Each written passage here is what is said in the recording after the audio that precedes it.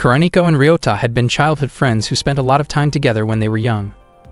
One night, exactly 10 years earlier, Kuroniko and Ryota went out to look at the stars using a telescope. Kuroniko even claimed that she had seen an alien the day before. That night later became something Ryota deeply regretted. He believed he had made two serious mistakes. The first was not turning back at the right moment when he slipped while they were walking near a tall wall. The second mistake was grabbing Kuroniko's hand, which caused both of them to fall. Since that day, Ryota often spent his nights staring at the sky through a telescope, hoping that he might somehow see Kuroniko again. When he reached 11th grade in high school, Ryota planned to become part of a NASA research program. He wanted to get as close to space as possible and prove that aliens truly existed in the place Kuroniko had once described. He believed that this was the only way to atone for his mistake toward her. As a child, Kuroniko had firmly believed in the existence of aliens because she claimed to have encountered one herself, and she even said that she knew where they were. Ryota once asked Kuroniko to take him to that place, and she agreed on the condition that he would not tell anyone else about it. After that, Kuroniko led Ryota through a forest to a certain location. They had always played together, and Ryota genuinely liked Kuroniko. He thought he knew everything about her. However, when the topic of aliens first came up, Ryota could not immediately bring himself to believe her. When they arrived at their destination, Kuroniko said that the alien was there and that Ryota would believe her once he saw it. That was the day the tragic incident happened. Ryota later woke up in a hospital, and it was considered a miracle that he had survived the fall. Medical staff informed him that Kuroniko was also safe and receiving treatment at another hospital. Ryota then began to think about what he should say so that Kuroniko could forgive him. He felt that if he had believed in her story right away, she might have felt less alone. One day, as Ryota was about to be discharged from the hospital, he learned the truth. Kuroniko had fallen from a dam and had passed away instantly. Upon hearing this, Ryota broke down in overwhelming grief, and the medical staff tried to calm him. Ryota could no longer remember Kuroniko's real name. The only thing he clearly remembered was a small mole under her arm, and he kept calling out to her name in despair. One morning at school, Ryota's classmates informed him that he had achieved the highest score in the 11th grade mock exams. Ryota was confused because he believed he had only ranked third. Risa mentioned that Ryota was actually the top student that year. Ryota simply thanked her. His classmates wondered why Ryota always seemed distant toward girls. In reality, he was not being cold, he simply did not know how to interact with them. Not long after, a teacher entered the classroom and asked everyone to return to their seats. The teacher brought in a transfer student and introduced her to the class. The students were surprised, as transferring schools was known to be very difficult. When Ryota saw the new student, he was shocked. The teacher introduced her as Kuroha Neko. Ryota could hardly believe it, as the new student looked exactly like Kuroniko. He began to wonder whether Neko might actually be Kuroniko, especially since he had never seen Kuroniko's body. Ryota asked if Neko was truly alive, which shocked everyone in the classroom. Neko stated that it was the first time she had ever met Ryota. Ryota denied this and insisted that they had been childhood friends, assuming that she might not remember him. He was convinced that Neko was his childhood friend and claimed that he could prove it. But his words came out in an inappropriate and impulsive way. The entire class was stunned by his behavior. Ryota quickly realized that he had gone too far, and Neko reacted by striking him in anger. After that incident, his classmates began to think that Ryota had lost his mind from studying too much. Meanwhile, the girls gathered around Neko and complimented her uniform. Ryota began to suspect that he had mistaken her for someone else. Later, during swimming class, Ryota's class practiced diving in the pool. Some students made inappropriate comments, which made Ryota uncomfortable and upset. When Neko entered the pool, she suddenly panicked and was quickly helped by other students. She lay weakly by the side of the pool while teachers and students made sure she was safe. Soon after, it was Risa's turn to practice diving. Unexpectedly, the pool's drain cover had come loose, and Risa's leg was pulled into the opening, leaving her unable to free herself. She struggled to hold her breath while the female teacher instructed others to alert the pool staff to shut down the pump. The teacher entered the pool to rescue Risa and kept trying to pull her free. However, it became increasingly dangerous as Risa's strength faded. Neko had already sensed that something terrible was going to happen that day. She believed that two students were destined to lose their lives. Suddenly, a powerful vibration cracked the edge of the pool, and Risa was finally freed. The teacher felt immense relief knowing that Risa had survived. It was considered a miracle that Risa had been saved, as such incidents were extremely rare at that school. That afternoon, Ryota stepped off the bus and walked toward the observation room. For him, gazing at the stars in the sky was the best way to release the exhaustion of the day. As he prepared to look up at the night sky, he realized that he still could not accept Kuroniko's passing. He knew very well that Naoko was not Kuroniko because Kuroniko had died. Even though 10 years had passed, Ryota still struggled to face that reality and refused to truly acknowledge that Kuroniko was gone. Deep down, he wished he could erase all memories of her. Not long after, Naoko suddenly appeared, startling him. She asked whether the stars could be seen clearly from that place. Ryota explained that he was currently the only member of the astronomy club. The previous year, there had still been a senior student, but if no one joined the following year, he planned to disband the club. Ryota admitted that Naoko truly resembled his childhood friend, which was why he had said something strange in class earlier that morning. He also mentioned that his childhood friend had been a young girl who believed in the existence of aliens, and that she had died because of a mistake he had made. For that reason, Ryota continued searching for aliens through his telescope. Naoko firmly stated that she did not know Ryota's childhood friend at all, and that she had only met him that morning. She explained that she had come to inform him that 2 students at the school were destined to die. The first had been the person trapped in the pool earlier that day, but had survived, while the second was Ryota himself. Ryota was confused by her words and questioned why she would say such a thing.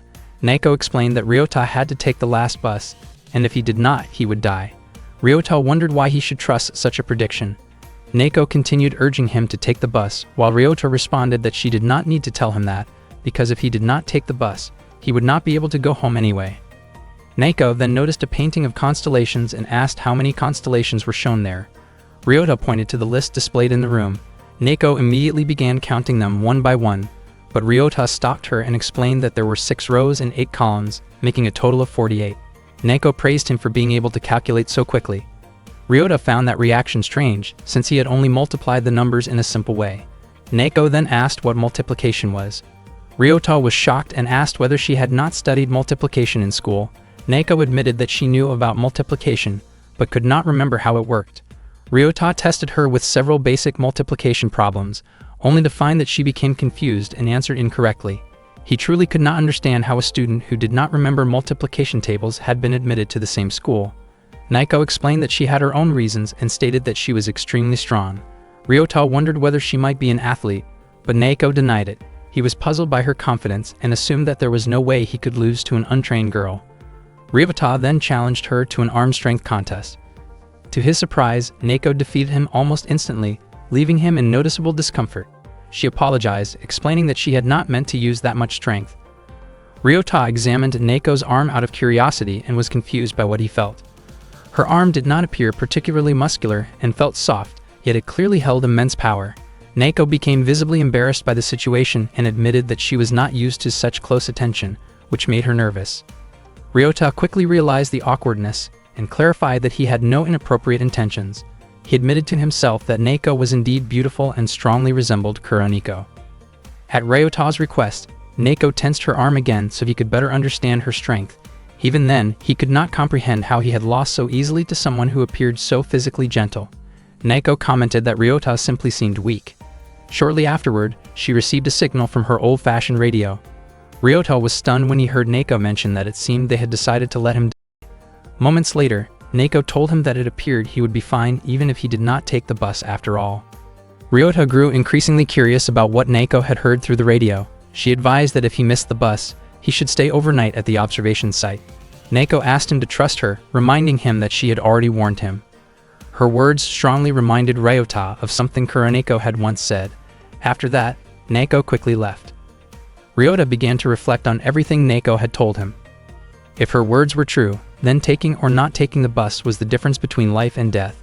He also thought that if her prediction was accurate, heavy rain should fall soon.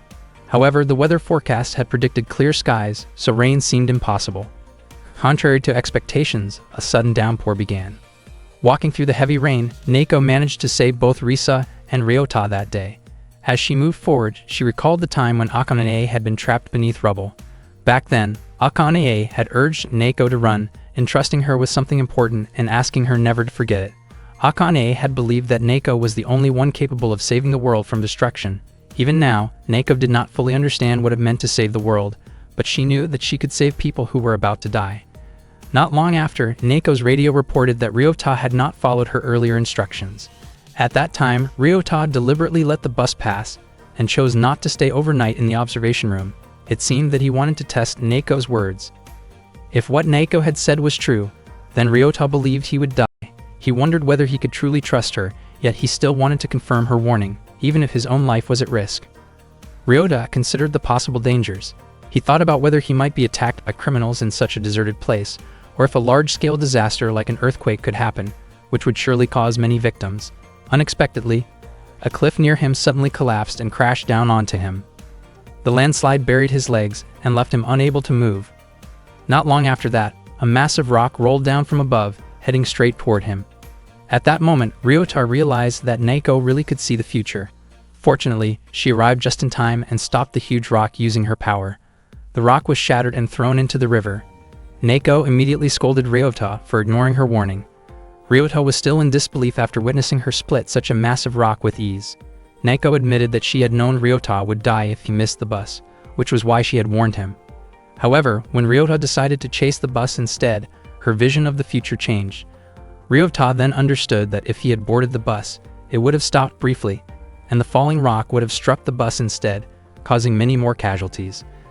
That was the reason Neko had told him to stay in the observation room. Neko was confused about why Ryota still chose to leave even though he understood the warning. On the other hand, Ryota began to question who Neko truly was. She claimed that she was a witch, but Ryota found it hard to believe. Neko found his reaction strange, especially since he was willing to believe in aliens. Ryota did not actually want to believe her, but if she was not a witch, then none of what he had seen could be explained. Ryota asked how Neko could possess such incredible power. In response, she showed him that her body had been altered through medical procedures and experimental drugs, which shocked him deeply. Neko admitted that she never wanted to use her power. She had escaped from researchers and did not want anyone to know that she was a witch. Deep in his heart, Ryota still hoped that Neko might be Kuroniko. However, Neko did not have the distinctive mole that Kuroniko had, making it clear that she was not the person he was hoping for.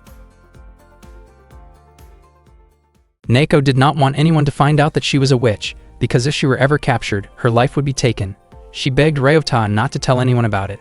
Neko then walked away, and when Ryota called out to her, she asked him not to come near her again.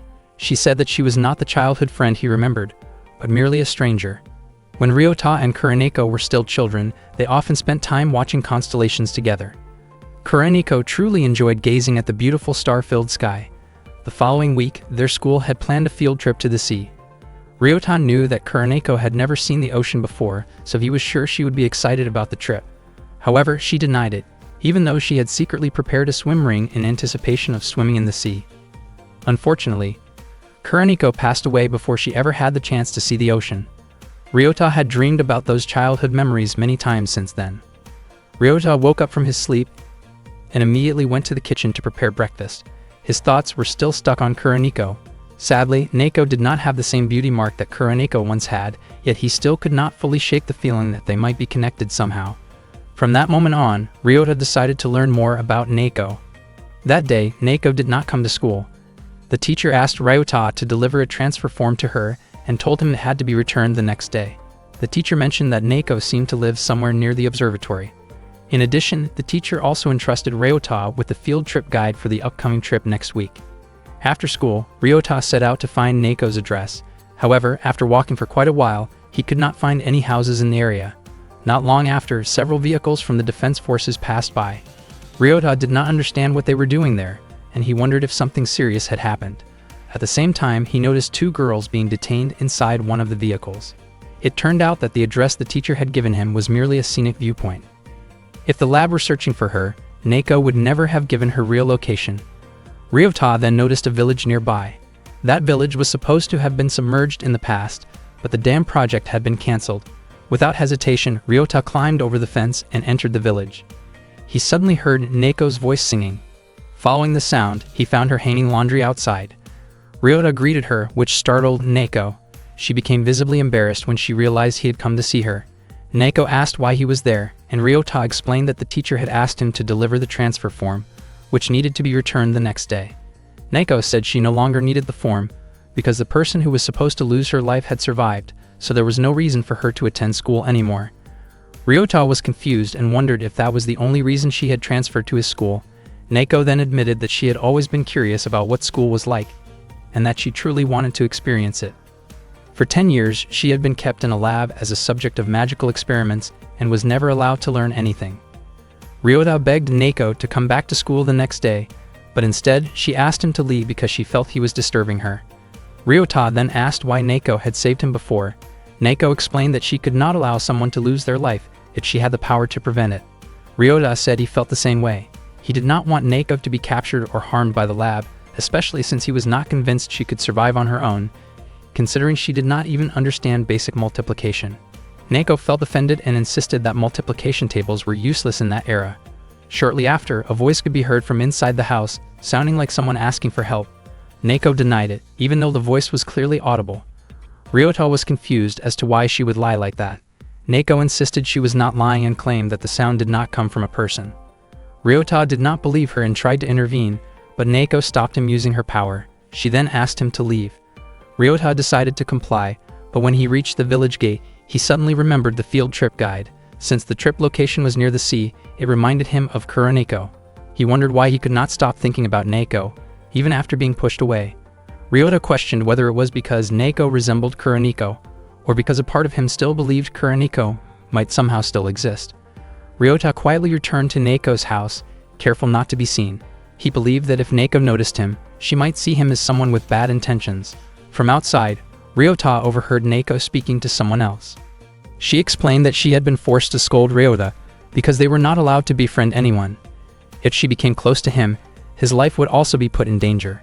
She added that she would not live much longer, so it was better for her not to form any bonds at all. Ryota was shocked and did not understand what she meant by not having much time left. Neko said that until that day came, she would continue doing things that others could not. It was then time for the person living with her to take medication, so Neko went to get some water. As soon as Neko left the room, Ryota quietly slipped inside. He was curious about who she had been talking to earlier, especially since he had not heard a single response from the other person. For a moment, he even wondered if Neko had been talking to herself. To his surprise, Ryota found a young girl lying on the bed. He wondered what had happened to her, why she was not moving, and whether she was still alive, as her appearance was eerily still. Ryota wondered whether the girl was nothing more than a doll shaped like a human, so he tried to touch her to make sure. Suddenly, Neko appeared and explained that Kana was actually alive. Ryota was startled and apologized, saying that he only wanted to confirm what he was seeing. Neko then explained that Kana was also a witch experiment, but her body had become paralyzed as a result. In exchange, Kana had gained an extraordinary ability. Ryota asked whether Kana possessed the power to see the future.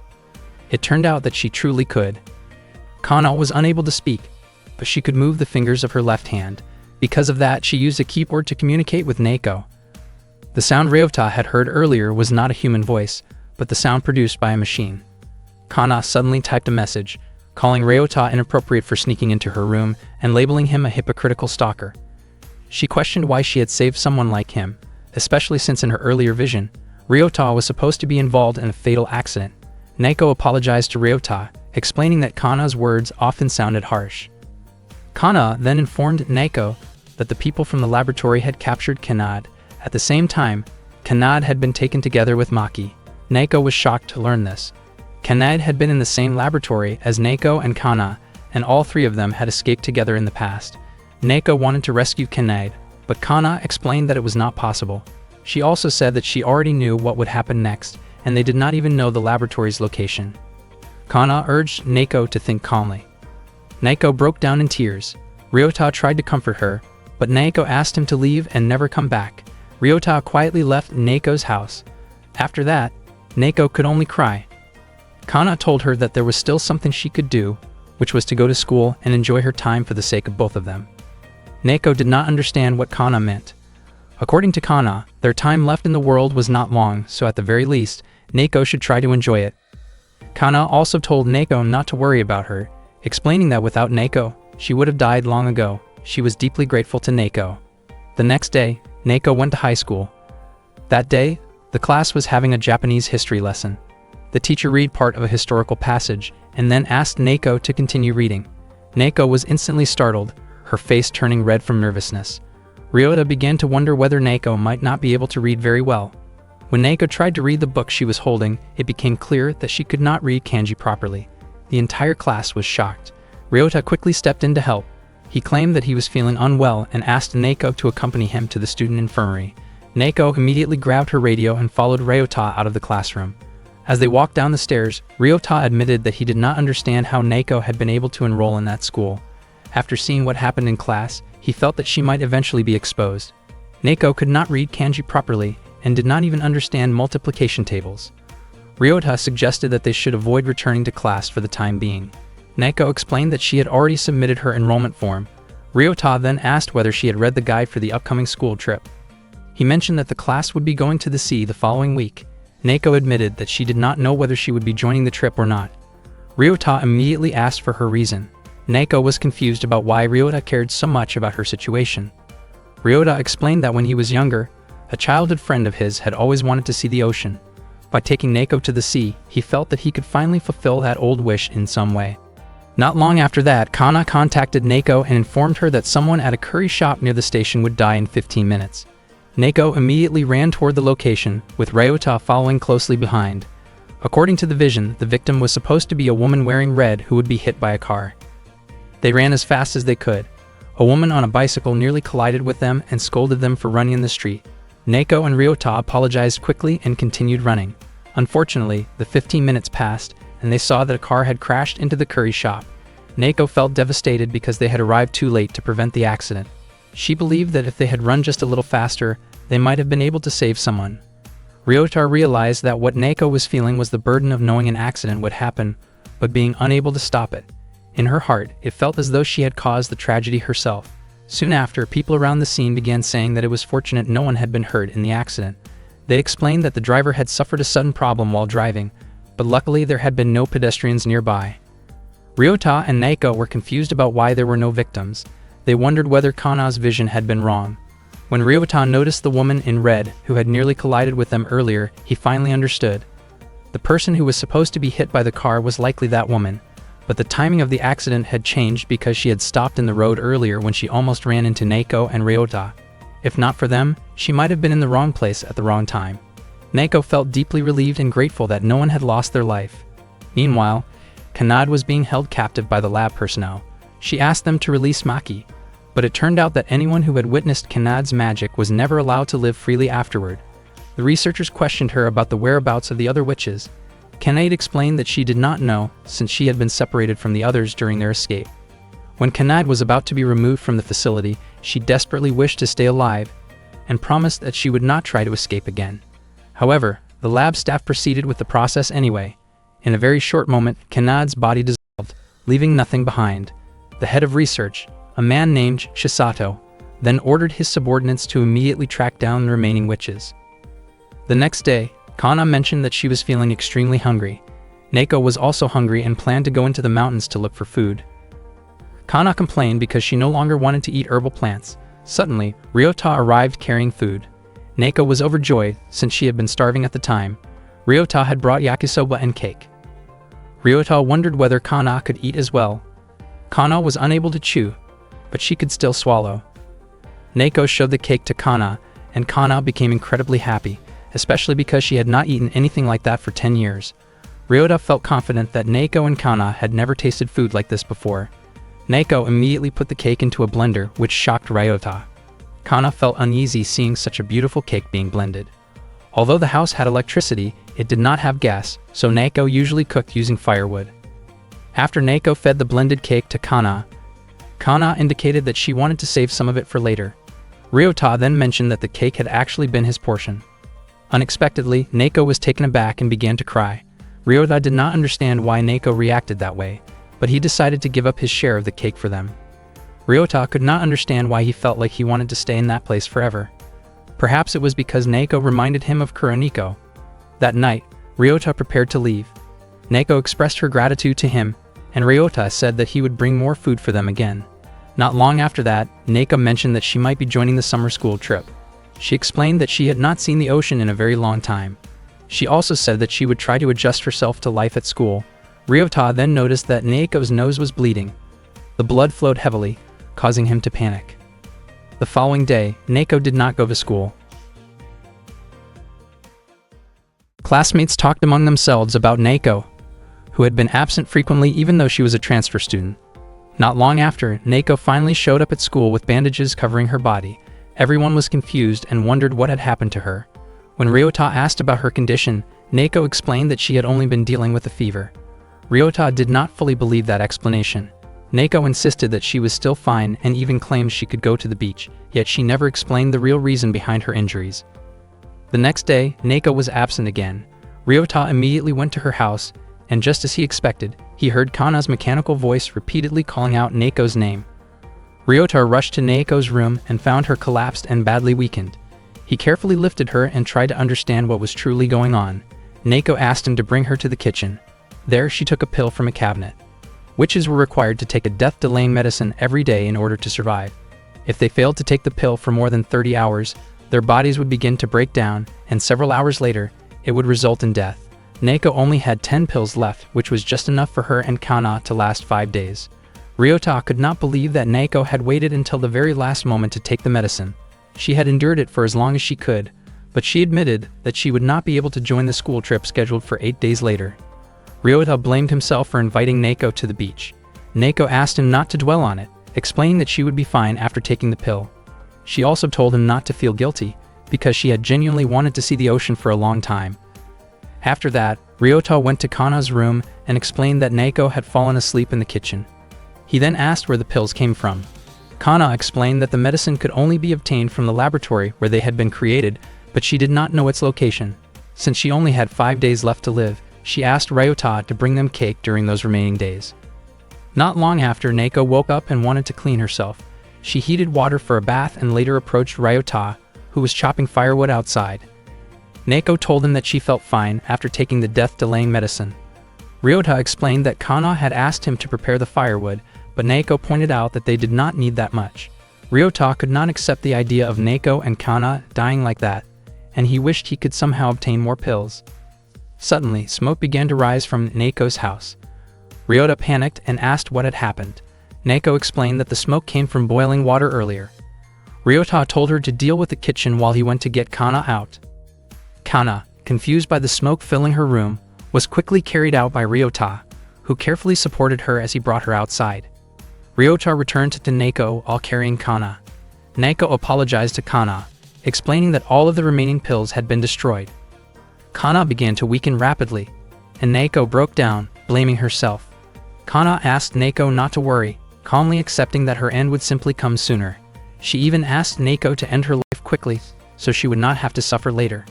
Ryota tried to reassure both of them, believing that everything could still be fixed. He explained that they only needed to obtain the medicine from its creator, the Dresden pharmaceutical company at the Takayama factory. Ryota recalled the code printed on the medicine. The letters DR stood for the pharmaceutical company, the number 623 indicated the drug type, and the letter G represented the Takayama factory. Naoko wondered if it was normal to know such detailed information. Ryota explained that he had read about it in a book before. His memory was unusually strong, allowing him to remember everything he had seen even after only one glance, which could be considered a special ability. Unfortunately, that ability also meant he could not forget things he wished he could erase, and that was often painful. Naoko believed, however, that this pain was still better than forgetting something truly important. Ryota then suggested that they search for the location of the medicine and the factory together. He planned to use the computer in the observatory room. As they headed there, Ryota asked whether Naoko could use her power to move Kana. Naoko explained that it was impossible for her. Her ability was designed to destroy things, and she could not control it when touching a person. It was the same reason she had once overpowered Ryota in an arm wrestling match, and it was fortunate that his arm had not been seriously damaged. After arriving at the observatory room, Ryota began looking for information about the death delay medicine, but unfortunately, he could not find anything about the pill. He had no idea where the factory was located exactly, but he knew that taking a bus or train would eventually lead there. The real problem was the security system at the factory. Kana suggested asking Kazumi for help. Kazumi was a friend of Kana and Naoko, and they had escaped together in the past. Kazumi was highly skilled with anything related to the internet, and Naoko had managed to enter the school thanks to Kazumi's help. If they asked Kazumi, she might be able to disable the factory's security system. However, Kazumi's help always came at a high price. Ryota found it strange that even though Kazumi was Naoko's friend, payment was still required. It turned out that Kazumi was not asking for money, but for death delay pills as compensation. Ryota realized that this was no different from Naoko trading her life to ask for help. He also understood that this meant Neko and Kana were risking their lives just to help him. At that moment, they had no pills left, and to pay Kazumi, they would have to split the stolen pills. Neko immediately contacted Kazumi, explaining her concern that continued communication might lead to them being captured. Neko asked for help, and Kazumi requested pills as payment. Neko explained that she was going to the death delay pill factory and promised to pay once she obtained the pills. Kazumi quickly understood that Neko wanted her to shut down the factory's security system. Kazumi showed interest, but only if she received half of the pills Neko planned to steal. Hearing that condition, Ryota thought Kazumi was being greedy. Kazumi was surprised to hear Ryota's voice and questioned why Neko was involving an outsider in such a dangerous matter, especially since involving others could lead to serious consequences. Ryota admitted that he was already aware of the risks. He then asked whether Kazumi was truly capable of disabling the security system. Kazumi reacted confidently, suggesting that her abilities allowed her to do things far beyond what normal people could manage. Ryota worried that such power could cause even bigger problems. Suddenly, Kana warned Neko that if she went any further, she would be targeted and face a fatal outcome. Kana strongly opposed Neko going to the factory. Meanwhile, one of Chisato's subordinates, Korofuku, reported that someone was investigating the code related to the death delay pills. That person was disguising their IP address, entering as an anonymous user, and using an overseas proxy. Chisato stated that capturing all the witches would bring everything to an end. He then ordered Saori to eliminate every witch who had escaped without exception. Chisato made it clear that failure would not be tolerated. At that time, Neko questioned why she was destined to die. Kana explained that Saori would ambush her at the factory. Saori was a witch ranked AA. The highest witch rank was AAA, while the lowest was C. Neko, Kana, and Kazumi were ranked B or lower. Neko concluded that they were being discarded because they were considered failures. Saori was capable of using A-class magic, which they could not defeat. Ryota asked about the accuracy of Kana's future visions. Neko explained that when rounded, Kana's visions were always correct, but the future could still change if they took action. Kana explained that if her vision was incorrect, she would see a new future, and if she saw nothing at all, it meant the future would remain unchanged.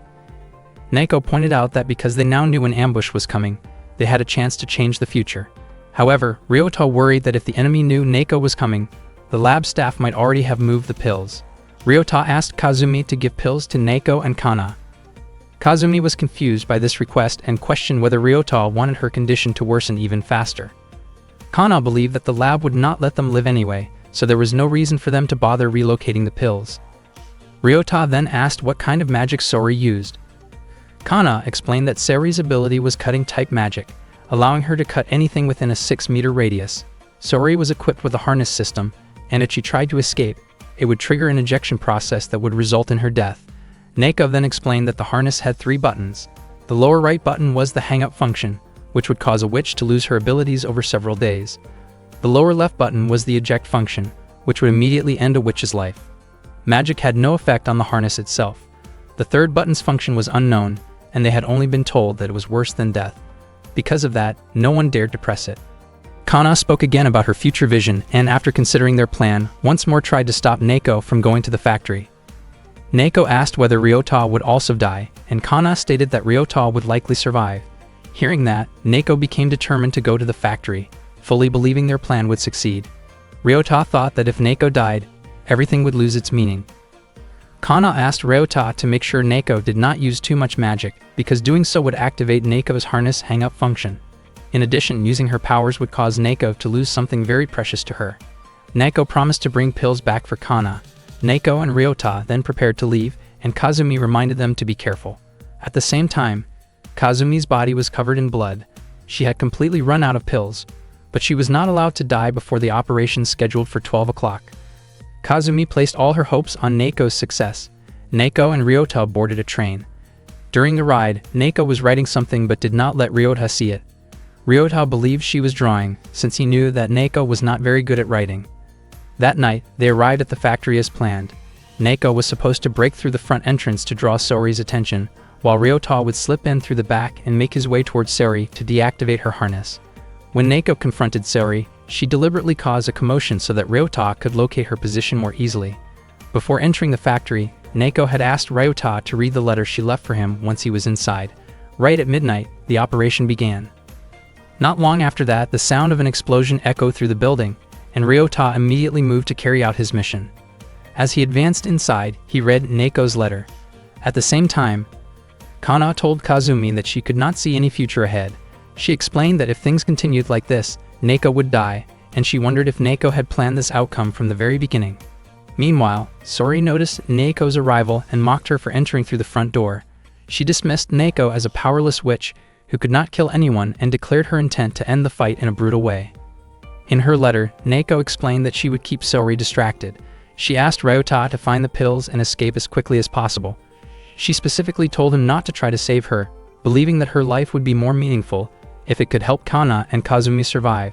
As Ryota read on, he realized that Neko had intended from the start to use herself as bait. Even so, Ryota refused to accept the idea of letting Neko die.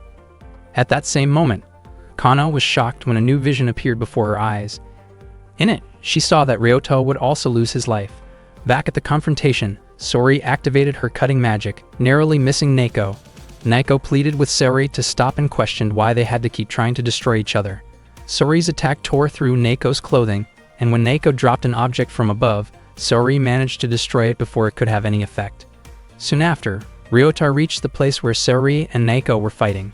Sori managed to injure Neko's leg, and Neko tried to counterattack with her magic. However, Neko's harness immediately activated, cutting off her powers and leaving her unable to fight back. Ryota was stunned when he noticed a small mole near Neko's underarm. In that instant, he realized the truth.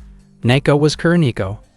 Overcome with emotion, Ryota broke down in tears, relieved that Kuroniko was still alive. He grabbed a metal bar and prepared to help her. Confused as to why Neko did not seem to remember him at all, Ryota then understood that Neko's most precious possession had been her memories. He made up his mind to create new memories with her to replace the ones that had been lost.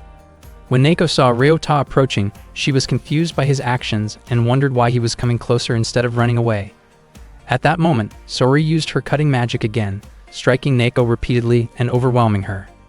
Ryota witnessed everything unfold before his eyes. He was consumed by guilt at the thought of losing Kuroniko once more, and he refused to accept that fate without a struggle. Sori managed to severely injure Neko's body, and at that moment Ryota immediately struck Sori from behind, aiming for her heart. He pressured Sori to rewind time. Earlier, Kana had informed Ryota that Sori possessed another ability, which was time manipulation, allowing her to rewind time by several minutes. Ryota believed that Sori had no other option but to use that ability. However, unexpectedly, Sori retaliated by using her cutting magic against Ryota. Sori weakened due to the injury and was shocked that a human would dare do something like that to her. She hesitated over whether she should rewind time. Rewinding would consume a large amount of her magic energy, but if she did nothing, she would not survive. In the end, Sori chose to rewind time. After that, she entered a shutdown state. Neko informed Ryota that this was their chance to capture Sori, since Sori could no longer use her magic. Sori tried to run away from Ryota, but ended up falling. Meanwhile, Korofuku informed Chisato that Sori was currently shut down, and Chisato dismissed Sori as useless. Ryota and Neko successfully secured Sori, as the time manipulation had drained her energy and left her unable to move for a while. Ryota asked whether Sori had truly rewound time and questioned what had happened before. He was certain that Sori still remembered everything, even though he and Neko did not.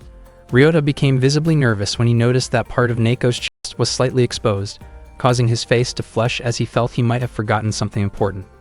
Sori stated that her role was over, and that she would soon be disposed of due to her failure. Neko urged Sori to admit that she had killed her, but Sori explained that such a lie would not deceive the lab staff, since they had ordered her to bring back Neko's harness.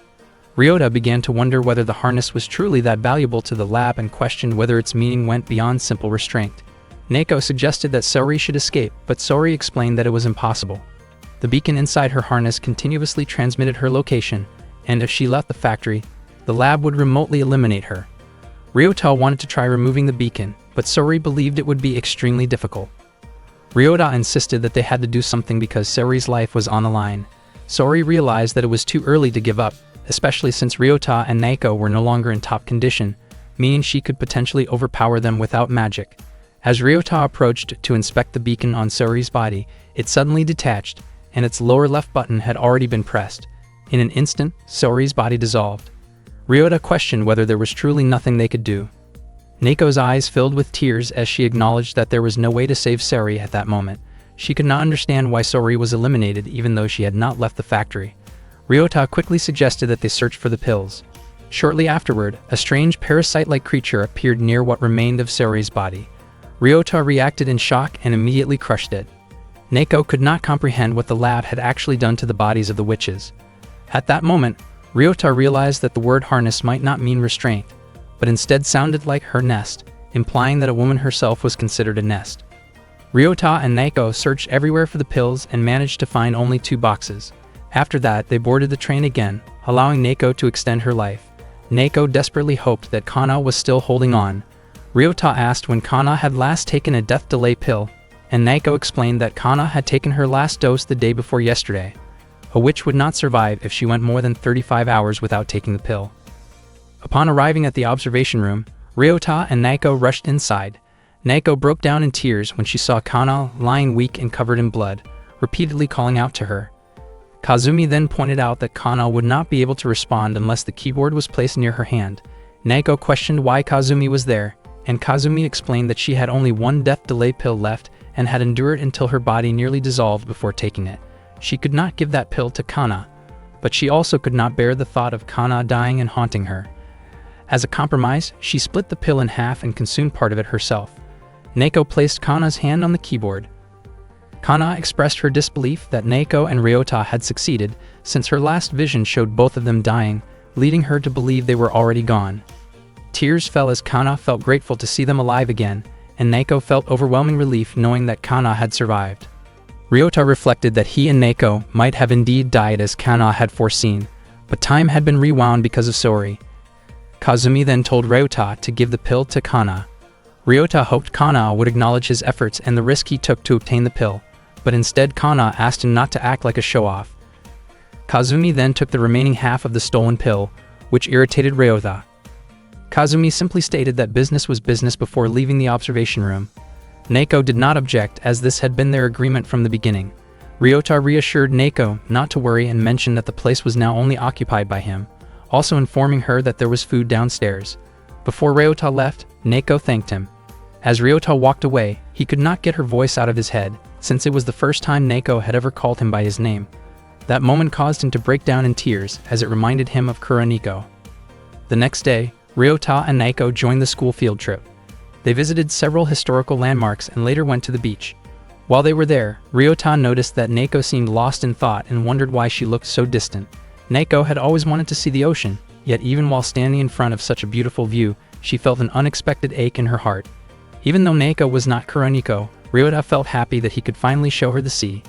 On the following day at school, Nako was asked by the teacher to solve a math problem on the blackboard, and she managed to do it well. Nako was not unintelligent, she simply lacked basic knowledge, and even at that point, she still did not fully understand multiplication tables. From then on, she began to study seriously and made steady progress at school. Meanwhile, Ryota could not stop thinking about something that seemed to disappear whenever Nako used her powers. He gradually realized that what was being lost might be Nako's memories. After school, Ryota asked Nako and Kana to stay in the observatory room. Since Nako's house had completely burned down, there was nowhere else for her to go. He also suggested that Nako join the astronomy club, explaining that the club's activities involved observing the stars every night, which would make it reasonable for her to stay overnight there. Nako then wondered about Kana's situation, and Ryota explained that if anyone unexpectedly showed up, Kana could remain hidden in a safe place. Nako felt uneasy knowing that if she and Kana were discovered, Ryota could also be put in danger for being involved with them. Ryota reassured her and explained that he had already considered the worst possible outcome. He no longer cared what might happen to him, because to him, Nako and Kana had already saved his life. As they walked home together, Nako reflected on what it meant to trust someone.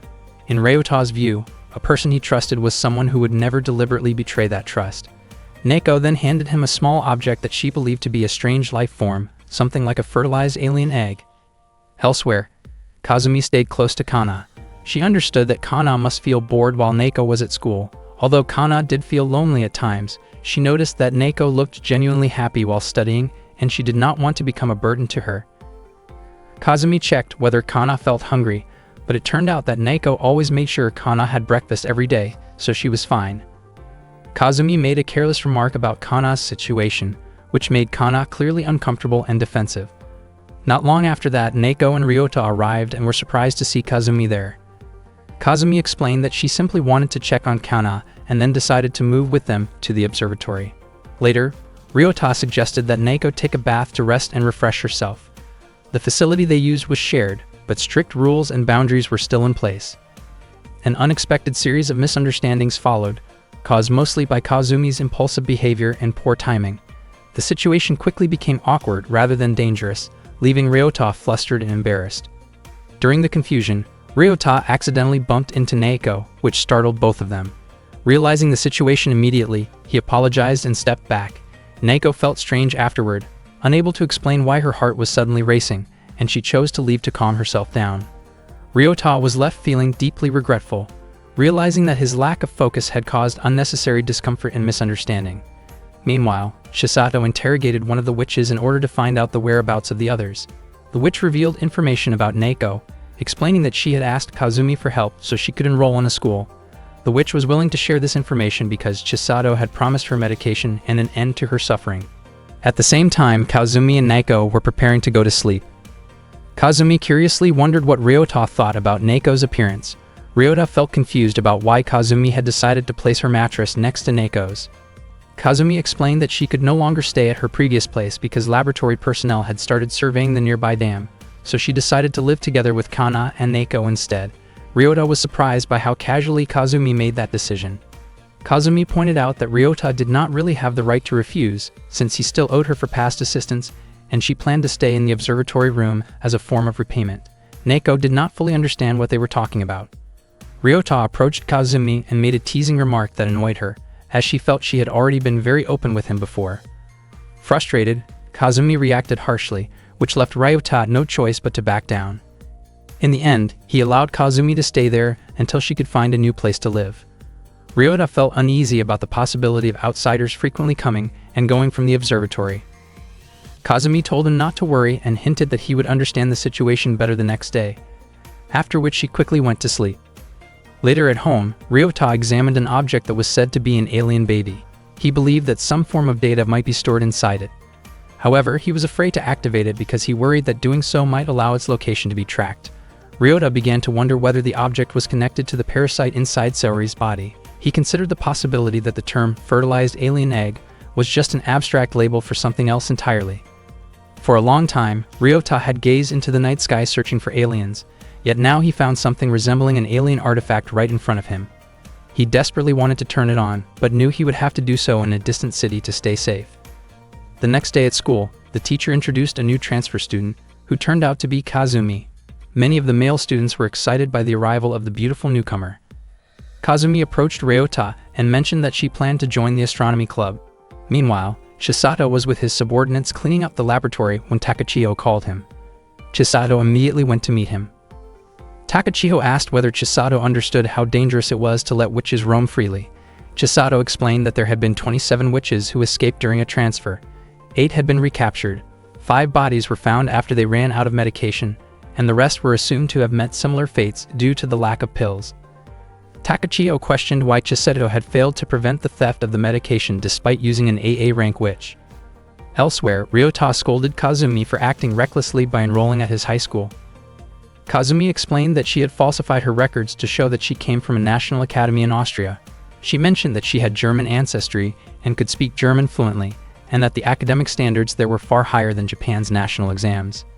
At that time, Takachiho reminded Chisato that he had responsibilities beyond dealing with witches and was not allowed to delay them. Chisato insisted that he had not neglected that work and had already begun preparing his next move. At the same moment, a girl knocked on the door of the observatory room. She turned out to be a witch sent by Chisato. The girl was also a transfer student and wanted to join the astronomy club. Her name was Kotori. Chisato had deliberately sent only one witch, fearing that sending more could increase the risk of rebellion, which would be extremely dangerous. Ryota asked Kotori to fill out the astronomy club registration form. Kotori was an AA+ rank witch, and Chisato believed that nothing would go wrong. Unexpectedly, after hearing Chisato's report, Takachiho chose to dismiss him from his position. Kotori, a new transfer student, wanted to join the astronomy club.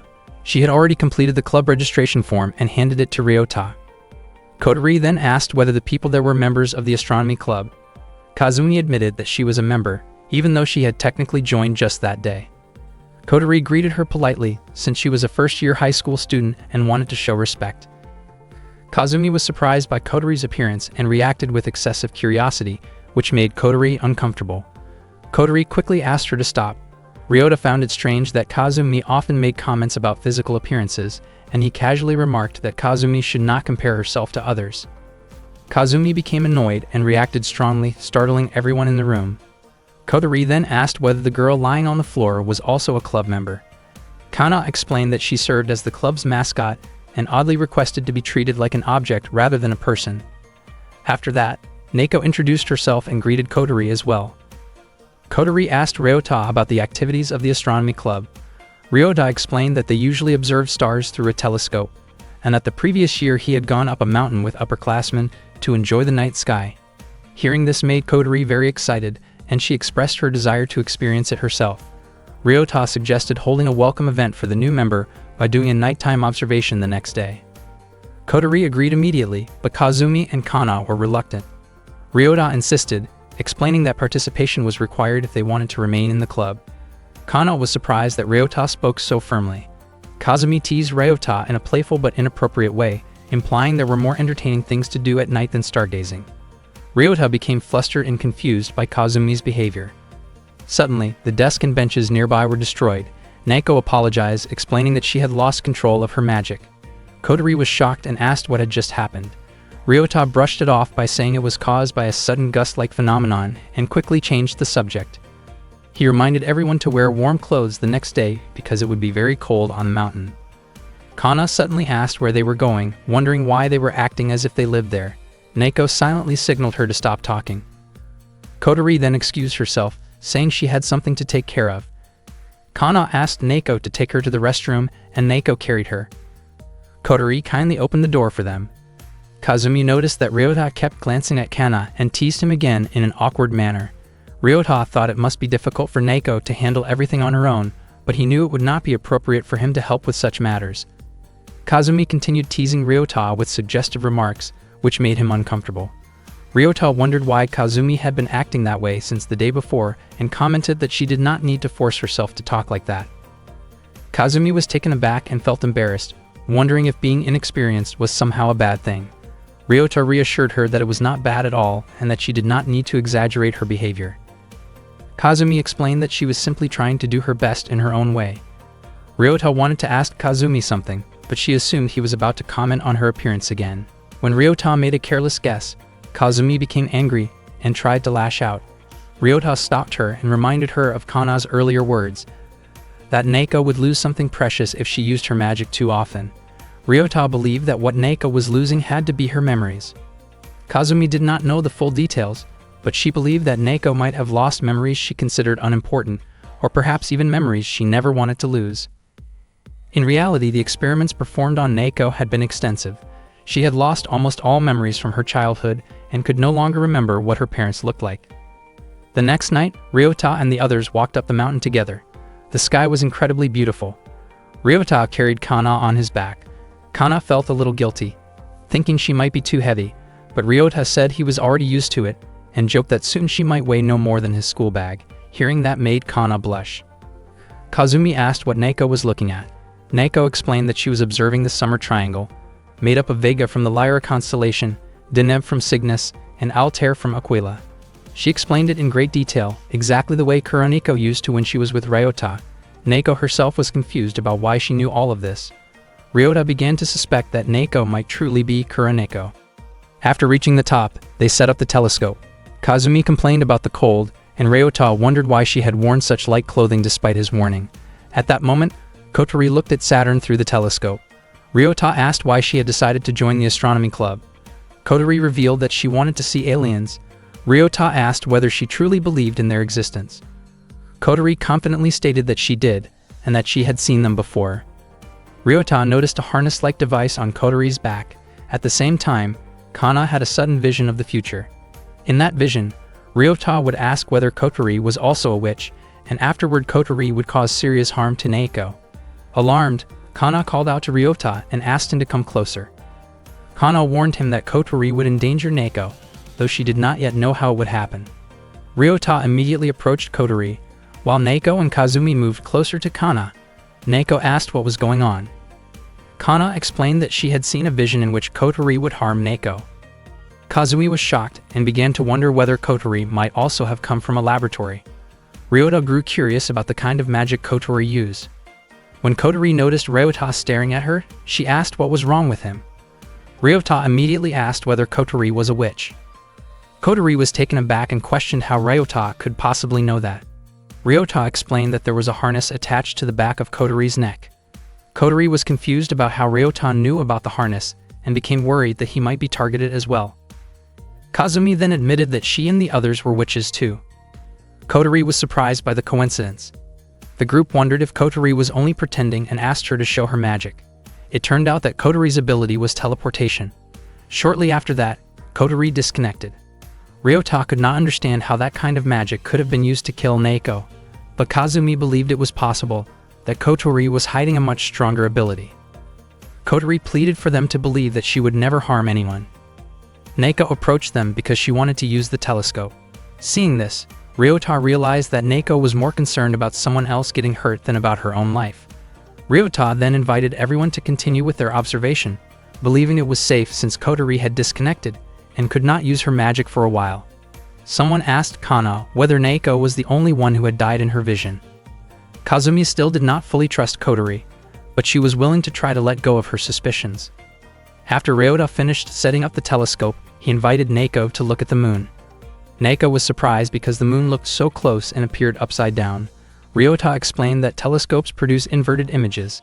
Neko then excitedly told Kana about what she had seen.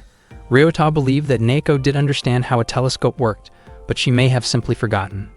At first, Kana was not interested in looking at the night sky, but once she tried, she was genuinely amazed. Kazumi also became interested and took a turn looking through the telescope. Ryota felt that the activity had become a perfect way for everyone to relax. Kotori felt as if everything was a dream, never imagining that she could attend high school, join a club, and create memories like this. Kana saw another vision of the future but chose not to tell Neko about it. After the observation ended, they walked home together. Kana asked Ryota to slow down. She then asked which life mattered more to him, his own or Neko's. Ryota could not answer. All he wanted was to save Neko. Kana explained that her vision had changed. In the new vision, Kotori did not kill Neko but instead killed Ryota. Ryota was shocked by this revelation. Meanwhile, an AA+ ranked witch sent by Chisato entered the city. That same night, Kazumi's witch friend, Shino, was resting after losing her place to stay. Suddenly, a cat approached her and warned her of the danger that was coming. Shino immediately understood and escaped with the cat. Not long after, flames unleashed by the AA+ ranked witch engulfed the area where Shino had been resting. The next day, Ryota returned home from school earlier than usual and immediately asked Kana about her vision from the previous night. At first, Kana had seen Neko being killed near a large lake in the area, with Kotori standing beside her and smiling. Then the vision changed. At the same location, Neko was alive, but Ryota was the one who died. That event was likely to happen that very night. Ryota decided that they should avoid the lake. Unfortunately, Kana's vision did not change even after that decision. It seemed that there was some unavoidable reason forcing them to go there. Kana did not want Neko to know, because Neko would definitely try to find a way to save Ryota. Kana admitted that she did not care if Ryota died, and that the only thing that mattered to her was not losing Neko. Ryota understood. He thought that if Kana truly did not care about him, she would not have shared the vision at all. Ryota believed Kana told him so that he would find a way for both of them to survive. Kana mentioned that when Ryota died in the vision, Neko was bound to that area. Before long, Neko and the others arrived. Neko wondered why Ryota had not told her that he was leaving school early. Kazumi had intentionally brought Kotori with her so Ryota could question her. Ryota asked whether Kotori had escaped like the others. Kotori admitted that she had escaped together with Chie. Kazumi recognized Chie and knew that she used the same type of magic as her. Kazumi asked whether Chie was safe, but it turned out that Chie had just died. Kazumi accused Kotori of killing Chie to take her pills. Kotori was shocked by the accusation. Neko asked Kazumi not to accuse Kotori without clear proof. Kazumi admitted that she suspected Kotori because, in Kana's vision, Kotori would kill Neko. Kotori denied it, but Kazumi was unsettled by the strange expression on Kotori's face. Ryota then remembered Kana mentioning that Kotori had smiled after killing someone in her vision. Ryota thought that if Kotori truly intended to kill Neko and the other witches, there would have been no reason for her to go through the trouble of enrolling in high school and joining the astronomy club. Not long after that, Kazumi received a call from Shino. Shino was asking for help and desperately wanted Kazumi to save her from an AA+ rank witch who was chasing her. She explained that 2 of her friends had already lost their lives because of that witch. Shino begged Kazumi to help her as soon as possible. Neko immediately said that she would go to Shino's location. Shino mentioned that she was currently in a park near the lake. Kana quickly asked Ryota to stop Neko. Ryota immediately stepped in front of her and tried to block her from leaving. He mentioned that according to Kana's earlier vision, the location was near the edge of the lake. Even so, Neko refused to let anyone stop her from trying to save her friend. Ryota realized that Neko simply could not stand by and allow her friend to be killed. Neko threw a table toward Ryota and kept running while Kotori chased after her. Kazumi handed a radio to Ryota so she could guide him from a distance. Kana then stated that Kotori was the one who would end up killing Neko. At that moment, Kazumi prepared to use her magic to help both Ryota and Neko. Soon after, Neko and Ryota arrived at the lake. In the end, the 2 of them went there together, even though the situation was extremely dangerous because they wanted to save Shino. Not long after that, Kazumi informed them that Shino was on the north side of the park. Ryota was surprised that Kazumi could see her location. It turned out that Kazumi was using her magic to hack into the park's CCTV system. Ryota then asked Kazumi to locate Kotori as well, because based on Kana's vision, Kotori had to be somewhere nearby. Kazumi checked every angle of the CCTV cameras to search for Kotori. Suddenly, she told Ryota and Neko to hide near the stairs. Kazumi did not expect the lab to send an AA+ rank witch. She warned Ryota and Neko to stay hidden because the one chasing Shino was Kikako. Kikako kept getting closer, and at that point, Shino was truly terrified. The battery of her radio had run out, and she could only hope that someone would come to help her. Kazumi informed Ryota that Kikako used a cannon-type magic. Even though Kikako was an AA+ rank witch and only relied on a single spell, the power of that weapon was extremely overwhelming. Kikako then fired his magic and destroyed the structure in front of him. It was the first time Ryota had ever witnessed such an incredibly powerful spell. Neko refused to keep hiding because if they did not get closer, her magic would not be able to reach the enemy. Ryota did not expect Neko to confront Kikako directly. Neko believed that the witch who was trying to escape was only rank B and relatively weak, so they needed to protect each other. At the same time, Shino said goodbye to a cat that had been staying by her side and worrying her. When Kikako finally arrived, she tried to run away. Unfortunately, Kikako's magical explosion struck her, causing fatal injuries. Shino lost her life at the scene, and Neko was overwhelmed with grief as she witnessed her friend fall right in front of her eyes. Neko was deeply saddened because she had failed to save Shino. Everything had happened so fast that neither she nor Ryota had been able to do anything. Ryota explained that Neko was not actually Kikako's target, so in his opinion, there was no need for her to confront him. He also wondered how many operatives the lab people really had. Ryota and Neko were both shocked when they saw Kikako forcibly pulling the harness from Shino's body. Shino had become the 3rd victim. Neko was overwhelmed with anger and vowed that she would never forgive Kikako. She tried to approach him, even though Ryota attempted to stop her. Neko remained determined and refused to back down. Left with no other choice, Ryota pressed the hang-up button to cut the connection, preventing Neko from fighting Kikako, knowing that such a confrontation would only put her life in danger. He urged her not to seek revenge and instead use the opportunity to help the others. Not long after that, Kazumi reported that a group of people was heading toward Ryota's location. She told him to take Neko and leave immediately. News about the harness had already spread, so any girl around Neko's age was being checked around the neck area. Just as Ryota was about to leave, Kazumi unexpectedly stopped him after noticing Kotori nearby. At that moment, Kotori arrived while calling out for Shino. Neko asked Ryota to focus on saving Kotori, while she distracted Kikako. Kikako noticed Kotori's voice, and Neko stepped forward to draw his attention. Kotori was visibly frightened, and Ryota quickly came to her side and guided her into hiding. Neko demanded that Kikako turn back, while Ryota and Kotori observed from a distance. Kazumi could not understand what Ryota had said to Neko, believing that Kikako was not someone who could be reasoned with calmly. Hikako then mentioned the number 4, indicating a 4th victim. Kazumi grew frustrated and questioned why they did not simply escape, since Naoko had no real chance of defeating Kikako. Ryota believed otherwise. He explained that both he and Naoko thought it might be possible to get through everything without fighting. Kikako's attacks were not as terrifying as they first appeared, and his magic had a weakness. Naoko was able to avoid Kikako's attacks with relative ease. It became clear that Kikako's magic required a long recharge time, especially after stronger shots. That delay created an opening. If Ryota and Naoko could use that moment to get behind him, they would have a chance to press the button on his harness. Kana questioned whether Ryota was planning to risk his life. Ryota admitted that he would obviously avoid that, since he had no intention of dying. At that point, Kazumi temporarily blocked police radio communications and filed multiple emergency reports, effectively sealing off the park area. She urged Ryota to act quickly. However, Ryota suddenly lost sight of Kotori and began searching for her. He then found Kazumi tying herself to a pole. Kotori was startled when Ryota approached her. He asked why she had tied her own hands. Ryota recalled Kana's earlier vision that showed Naoko bound somewhere nearby. That realization made him understand that Kotori intended to switch places with Naoko to save her.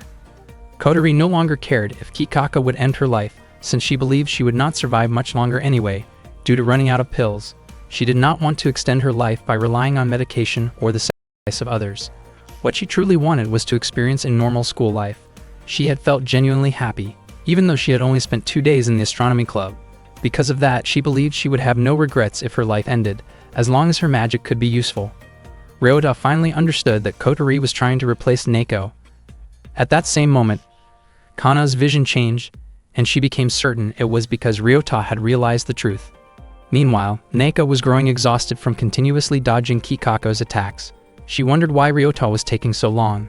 Kikako had begun to read her movements, and it seemed that she would soon be unable to keep avoiding him. Naoko thought she might have to press the harness button herself. She searched for an opening, dodged another attack, and tried to move behind Kikako. Unfortunately, the moment she stepped forward, Kikako restrained her with a rope. He managed to immobilize her completely, leaving Naoko unable to move. Ryota and Kotori were shocked by what they saw. Kazumi could not understand what Ryota was truly planning at that point. Kikako began activating his explosive device. Kotori believed there was no other option except switching places with Naoko. Ryota insisted that there was another way, and that Kotori's magic was far stronger than she realized. After tightly securing Kotori's arms, Ryota asked her to teleport. Naoko braced herself, thinking the explosion was imminent, but she was stunned when she suddenly saw Kotori standing in front of her. Kikako had been switched to Naoko's position while still restrained. Ryota immediately pressed the button on Kikako's harness and covered his head to prevent further danger. It became clear that Kotori's magic was far more powerful than expected, especially when she swapped places with the attacking mage. Ryota never imagined that protecting a mage could be this complicated. He then attempted to question Kikako about his origins and the location of the lab. Naoko arrived and pointed out that Kikako likely did not know where the lab was either. Kazumi then warned them that another group was approaching and that the police would arrive soon. She told them to leave immediately. Naoko asked what they should do about Kikako. Ryota made it clear that he had no intention of befriending someone responsible for so many deaths, but that did not mean he would press the button to end Kikako's life. At that moment, they realized that Kotori was no longer with them. Ryota was certain that Kotori intended to face her fate alone somewhere. Without hesitation, Ryota and Naoko rushed off to find her. Not long after Korofuku's group arrived, Korofuku stated that even though Kikako had managed to obtain several harnesses, punishment was still waiting because Kikako had failed to properly complete the mission. That night, Ryota discovered Kotori inside a house, badly injured and covered in blood. He immediately contacted Naoko. Kotori was confused about how Ryota had managed to find her, but it turned out that Kazumi had obtained the address from the club registration form that Kotori herself had filled out. Realizing this, Kotori blamed herself for being careless. Not long after that, Naoko arrived at the scene. Ryota asked whether Kotori could still survive if they made her take a pill. Naoko explained that Kotori would be fine, as her injuries were not fatal. Hearing that, Ryota became convinced that Naoko must have endured many difficult experiences over a long period of time. Naoko then offered Kotori a pill, but Kotori refused because she did not want to take pills that belonged to someone else ever again. Kotori explained that the blood in her room belonged to Chie. That day was supposed to be Kotori's birthday, but with the pill she had, she believed she would not survive until then. Earlier, Chie had begged Kotori to stay alive and asked her to use Chie's pill instead. In their condition, neither of them would have made it to the birthday, so Chie insisted that Kotori should live for both of them. Kotori could not accept celebrating her birthday at the cost of Chie's life. Chie had intentionally not taken her own pill. Kotori was horrified when she found Chie lying motionless on the bed, covered in blood. Chie urged Kotori to take the pill, reminding her that Kotori was about to turn 16. Even though the pill would only allow her to survive for one more day, Chie had prepared a birthday gift by transferring Kotori into a high school. Chie knew how much Kotori wanted to attend school and had used her magic to manipulate official records to make it happen. As Kotori held Chie's hand, she felt Chie's grip loosen. Chie asked Kotori to promise that she would keep smiling, especially when she felt sad. Chie believed that crying during difficult times would only make the burden heavier. Overcome with emotion, Kotori broke down, while Chie wished her a happy birthday, knowing she would not have another chance to say it. Kotori had already promised to keep smiling even in sadness, but she felt overwhelming guilt for having survived at the cost of Chie's life. Ryota declared that he would not allow Kotori to die, pointing out that if a new member was lost, the astronomy club would be shut down the following year. He promised to find more pills before they ran out. Ryota gently persuaded Kotori to take the pill. Neko then asked whether Kotori truly did not care about Chie's birthday the following week. Touched by those words, Kotori finally took the pill while crying. Ryota then wished Kotori a happy birthday, which made her even more emotional. A week later, Kotori visited Chie's grave. She expressed her deep gratitude, knowing that thanks to Chie, she had been able to reach her 16th birthday. Kotori had kept her promise not to cry even when she felt sad, but standing in front of Chie's grave, she could no longer hold back her tears. On that day, Kotori quietly wished Chie a happy birthday as well. Meanwhile, Ryota had just gotten off a bus after grocery shopping, under the intense summer heat. When the explosion caused by Kikako had occurred earlier, the media reported it as a normal accident. Someone in power had covered up the truth. Kauna's inaccurate prediction made Ryota suspicious of Kotori. He realized that behind Kotori's constant smile was her promise to Chie to keep smiling even while feeling sad. When Ryota arrived at the observatory room, he found no one inside. He assumed that Neko and the others had stepped out because the room had no air conditioning. Shortly after, he heard loud voices from Neko and Kotori. It turned out that Kazumi had been playfully spraying them with water to cool them down. Both of them ended up completely soaked, and Kotori became extremely embarrassed by the situation. She explained that the heat had made things uncomfortable for everyone. Neko quickly went to dry off, while Kazumi teased Kotori, causing Kotori to react in embarrassment. Ryota arrived soon after, and Kazumi accused him of having bad timing. Ryota explained that he had only come to deliver groceries. They then prepared a meal together. After that incident, Kotori eventually agreed to stay at the observatory after Ryota persuaded her, knowing it would be emotionally difficult for her to continue living alone in her previous home after losing her friend. Ryota noticed that Kotori seemed happier living at the observatory. Kana commented that it felt like they were camping every day.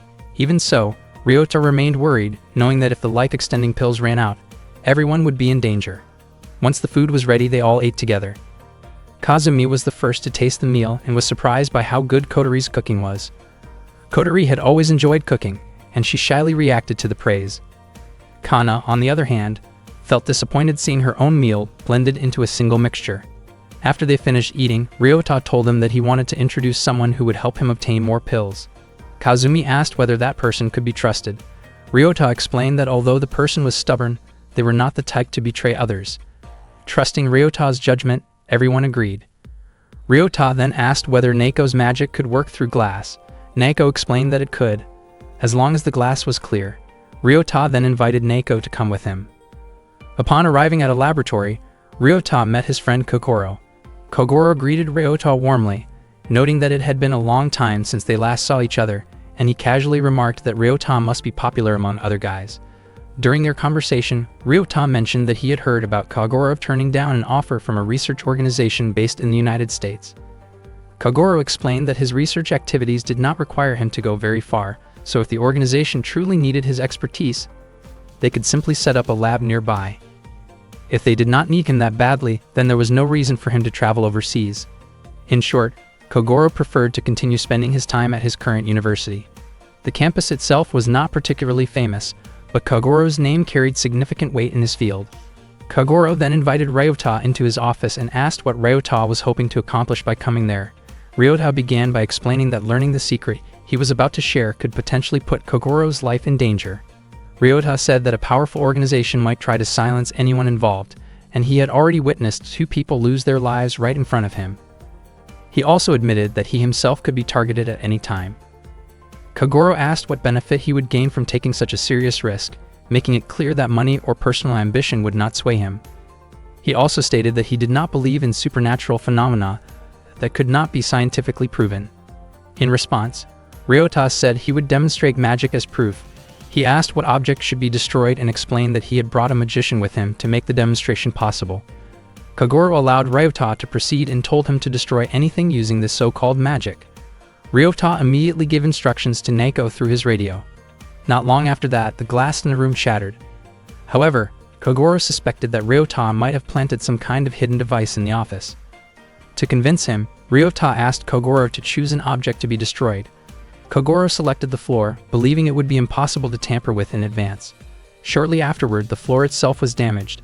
Still testing the limits, Kogoro took a pen out of his pocket, and the magic instantly crushed it. The pen had been a keepsake from his father.